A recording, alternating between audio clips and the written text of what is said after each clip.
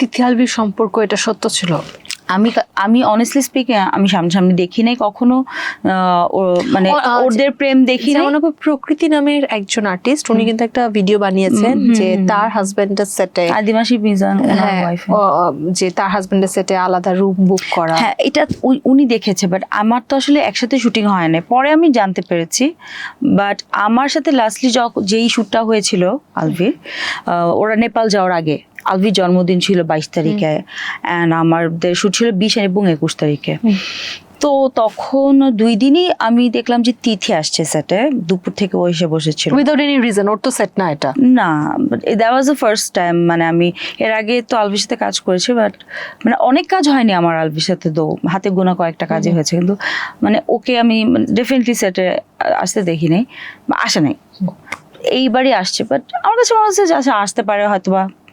পরে জানলাম ওরা নেপাল যাচ্ছে। আই আস্কড হিম যে তুমি নেপাল যাচ্ছ, প্ল্যান করলা, আমাকে বললা না। তখন বলে আমরা তো আসলে নিজেদের টাকা দিয়ে যাচ্ছি, আমাদের কোনো এরকম কোনো ইয়ে নাই, ইনভেস্টর নাই, প্রডিউসার নাই, তুমি টাকা দিলে তুমিও চলো।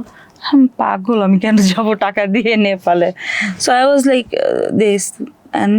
বাট ওরা নেপালে কোনো শুট করতে যায়নি না, শুট এখন আমাকে তো বলেছে ওরা নিজেদের টাকা দিয়ে শুট করতে যাচ্ছে। নিজেদের টাকা দিয়ে কেউ শুট করতে চায় না? হ্যাঁ যায়, মানে কি হয় যে ওদের চ্যানেলের জন্য হয়তো বা ওরা করছিল, তো নিজেদের পকেটে টাকা খরচ করে যে চ্যানেল থেকে যেই ইয়েটা আসবে হয়তো নাটক। আচ্ছা, তাহলে এটাও কিন্তু টেকনিক্যালি হচ্ছে নিজেদের ইন্টারেস্ট রক্ষা করার জন্য, মানে যেটা ইকরার যেটা স্টেটমেন্ট ছিল যে ওর বার্থডেটাকে সেলিব্রেট করার জন্য ওরা নেপালে গিয়েছে। এখন নেপালে তো 1-2 দিনের প্ল্যানিং নিয়ে যায় নাই। নেপালে নিশ্চয়ই যাওয়ার আগে ওদের মিনিমাম 2-3 মাস আগে প্ল্যান করতে হয়েছে, তাই না? যদি কোনো শিডিউল কিছু না, ওদেরই আর্টিস্ট। তিথি তো আলভি ছাড়া কাজ করে না অবভিয়াসলি। আলভি হয়তোবা আরো কিছু নায়িকাদের সাথে কাজ করে, কিন্তু তিথি তো একদমই অন্য কোথাও কাজ করে না। হ্যাঁ, তো ওই জায়গা থেকে আমার মনে হয় যে শিডিউল নেওয়ার এখানে কিছু নাই, ওগুলো সবই ওদের লোকই ছিল যারা ছিল ওখানে।